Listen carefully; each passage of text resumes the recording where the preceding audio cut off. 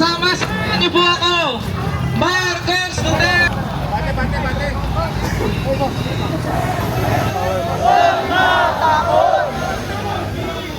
Malinaw ang tindig ng mga kabataang narito. Malinaw ang kasama. Ngayon po, tayo ay lilipat doon sa may kanto, sa may... PWH! Kurap! Kurap!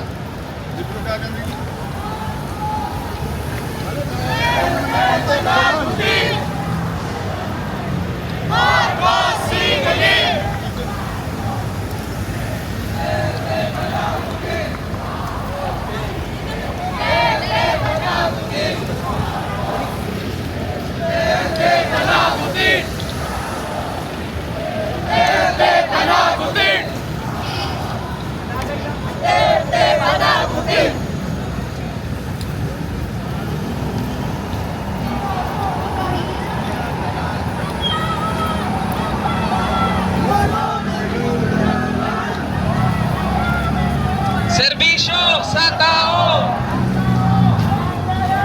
Ngayon ay lumalaban. Ang tao, ang bayan! Ibagsak! Ibagsak! Ibagsak!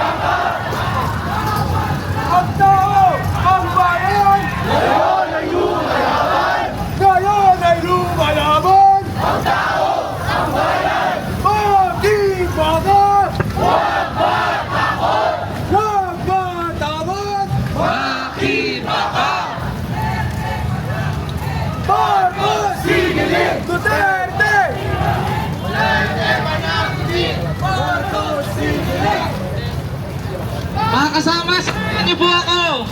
Marcos Duterte, walang pinakiba. Parehong kurap at mahirap sa masa. Sa bao, Marcos Duterte, walang pinakiba. Parehong kurap at mahirap sa masa.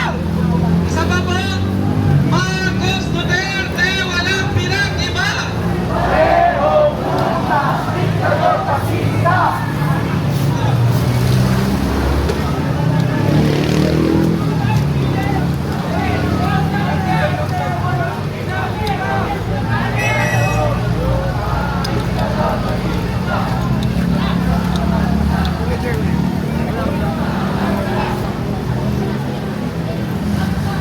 Dugil na yan!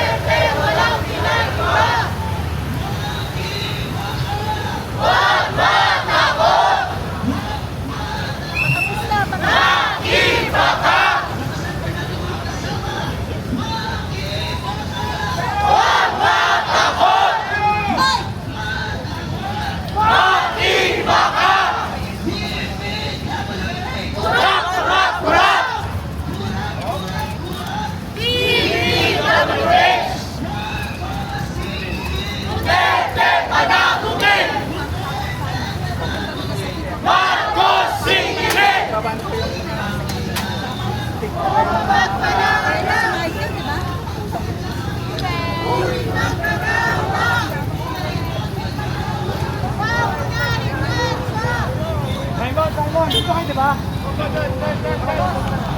Bate. Kurang!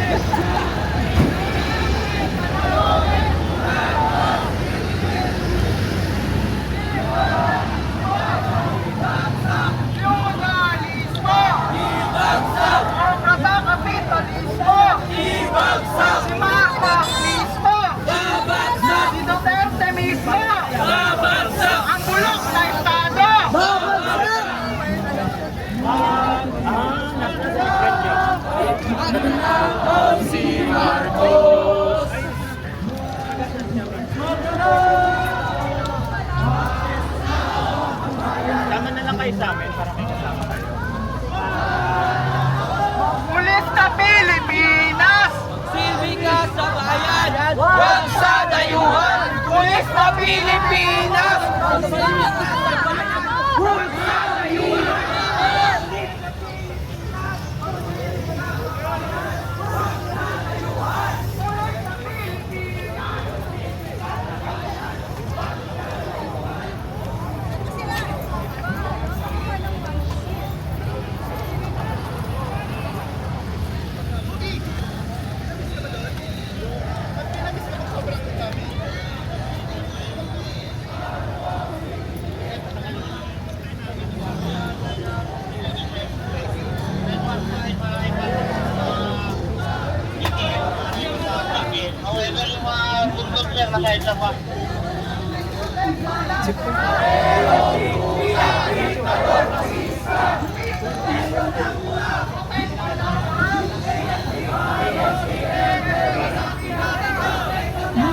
Ay, nag-donut sila dito.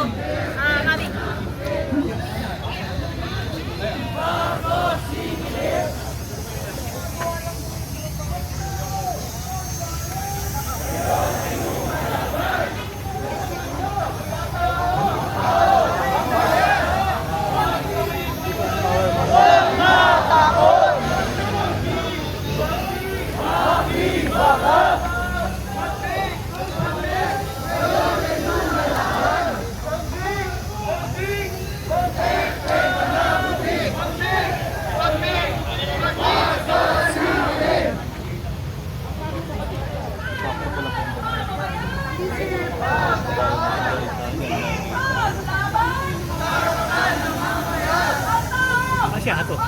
Andiyan na.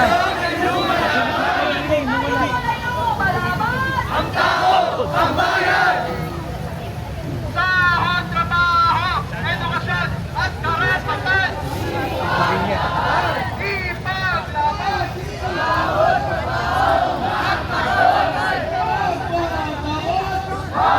Ipaglaban.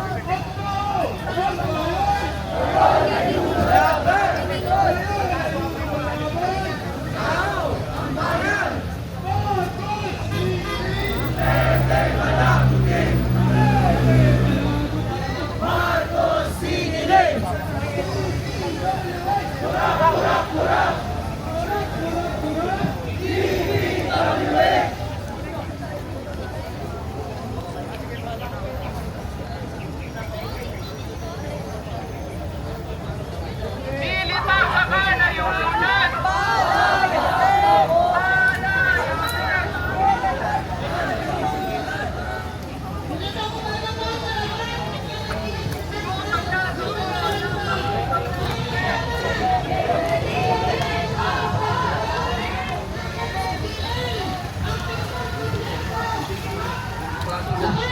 Na gobyerno ng Quezon City ay hindi tumupad sa ating usap. Dahil malinaw po, ang usap sa MMDA, malinaw ang usap sa Quezon City Government na dapat isasarado ang linyang ito. Ngunit nakikita natin, hindi tayo makapag-ayos dahil hanggang ngayon, hindi tinutupad ng Quezon City Government ang kanilang sinabi. Narito po, ang sambayan ng Pilipino, narito tayo ngayong araw upang ipanawagan ang pananagutan sa mga kurakot, sa mga kurap. Malinaw ang tindig ng mga kabataang narito, malinaw ang tindig ng mamamayang Pilipino. Ang gusto lang namin, pakinggan ninyo kami, bigyan ninyo kami ng espasyo kung saan malaya at payapa. Kung saan payapa namin may papahayag ang aming mga panawagan. Dahil sa mga nagdaan pong hearing sa Senado at sa Kongreso, malinaw ang mga senador, ang mga kongresista, maging si Marcos Jr., hindi nila interes na panagutin ang mga kasabwat nila. Ang tanging dinidiin sa kasalanan ang mga kontraktor. Ngunit, malinaw po sa mga kabataan, hindi dapat magtapos sa mga kontraktor ang pananagutan. Dapat managot ang mga kongresista, dapat managot ang mga mambabatas, dapat managot si Marcos Jr., ang magnanakaw in chief, si Marcos Jr. na nag-aproba ng budget para sa korupsyon. Ngayon din, ang kasabwat niya, ang kapwa niya magnanakaw na si Sara Duterte. Kaya, ang panawagan po, bigyan ninyo kami ng espasyo dahil karapatan namin ang magprotesta.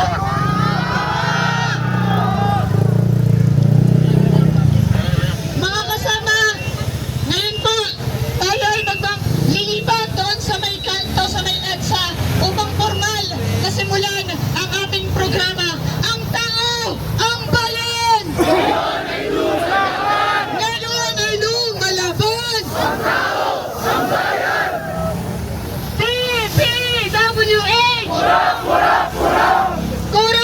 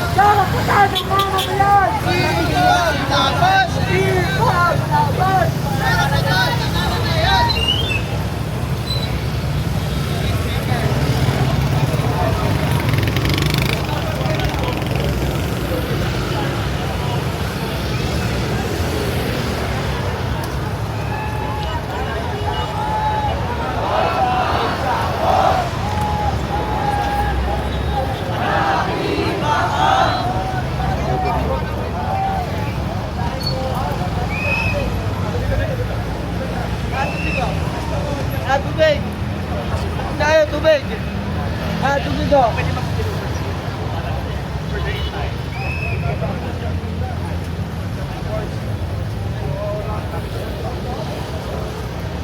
Tubig! Tubig, tubig!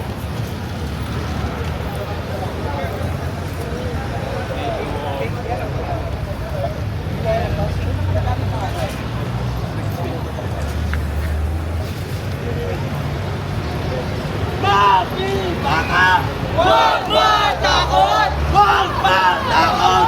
Makibaka! Imperialismo! Ibagsak! Feudalismo! Ibagsak! Burok na kapitalismo! Ibagsak! Si Marcos mismo! Babagsak! Si Duterte mismo! Babagsak! Bulok na Estado! Babagsak! DPWH! DPWH! Makibaka! Huwag matakot! Sa mga nakanonood po, sa lahat ng nakakarinig, para po bigyan kayo ng konteksto, narito po ang sama-samang galit ng mamamayan upang kondenahin ang korap na gobyerno ni Marcos at Duterte. Nakita natin sa mga nagdaang linggo kung gaano kakurap ang negosyong gobyerno nitong dalawa. Milyon-milyon, bilyon-bilyon ang kinukulimpat sa bulsa ng mamamayan. Hindi sila patas makipaglaban. Ang mga mamamayan ay nagtatrabaho umulan man o umaraw habang sila nagnanakaw. Kaya ngayon, ipinapakita namin sa inyo ang galit ng mamamayan. Makibaka! Huwag matakot! Huwag matakot! Makibaka! DPWH! Kurap! Kurap! Kurap! DPWH! Para po buksan itong programa, tinatawagan po natin ng Secretary General ng Kalayaan kontra korupsyon. Napapangunahan ni Simon Lim. Mga Pilipino, tayo'y nandito dahil ang ating bansa ay hindi na ang bansang inimahe ng ating mga bayani. Ang kanilang pangarap ay malinaw. Isang bansa na pinapatakbo ng mga tapat, simple at mga nasyonalistang Pilipino. Isang bansa na kung saan ang bawat isa sa atin ay may pantay na pagkakataon upang mabuhay ng simple, marangal at may tangal. Ngunit nasa na tayo ngayon? Ang pangarap na iyon ay nananatiling pangarap. At kung susuriin natin ang kasalukuyang sitwasyon ng ating bansa, tila ba ang pangarap na iyon ay imposibleng makamit. Sapagkat ang ating gobyerno ay pinasok ng mga magnanakaw, ng mga ganid na walang ginawa kundi sipsipin ang dugo't pawis ng taong bayan, mga talangka na walang ginawa kundi atake ng buong bansa pababa. At higit sa lahat, mga traitor sa ating nasyon. At ano ang pinakadakilang panlilinlang na pinapahiran natin sa ating bansa? Ang ipaniwala sa maraming Pilipino na ang korupsyon ay base sa kulay, na ito ay nasa pula lamang, nasa berde, nasa dilaw o nasa rosas. Pero alam naman nating lahat na yan ay isang malaking kalokohan dahil ang mga korap ay walang kinakampiang panig, walang ideolohiya, walang partido, walang paksyon, dahil sila ay mga sinungaling na walang prinsipyo. Sila ay mga sinungaling na ang kulay lamang nila ay ang kulay ng kanilang sariling bulsa, at ang loyalidad nila hindi nasa bansa kundi nasa kanilang sarili. Kaya bakit pa tayo maniniwala sa kanila? Bakit pa tayo magbubulag-bulagan? Hindi sapat na suportahan lang natin ang isang panig, sapagkat ang mga korap ay nakakapit sa lahat ng panig. Mga Pilipino, ang ating tungkulin ay malinaw. tayong mga Pilipino ay may banal na responsibilidad na ipinasa sa atin ng ating mga ninuno. Alagaan, protektahan at itaguyod ng Pilipinas tungo sa kakailangan. Hindi tayo nandito para simpleng maghingi, magmakaawa, lumuhod. Nandito tayo para silin ang gobyerno sa hustisya. At kung ang gobyerno ay patuloy na magiging palpak, kung patuloy na magiging tahanan ng mga magnanakaw, tayo mismo ang gagawa ng paraan para ibalik ang gobyerno sa kamay ng taong bayan. Tayo mismo ang gagawa para sa pagsupil ng gobyerno nito. At gagawin natin ito sa elektoral na paraan o sa pagsunod sa yapak ni Bonifacio o ng mga Pebrerong revolusyonaryo. At tayo ang magtatagumpay dahil ang imposible ay wala sa bokobularyo ng mga Pilipino. Mabuhay ang Pilipinas! Mabuhay ang Pilipinas! Ang tao, ang bayan!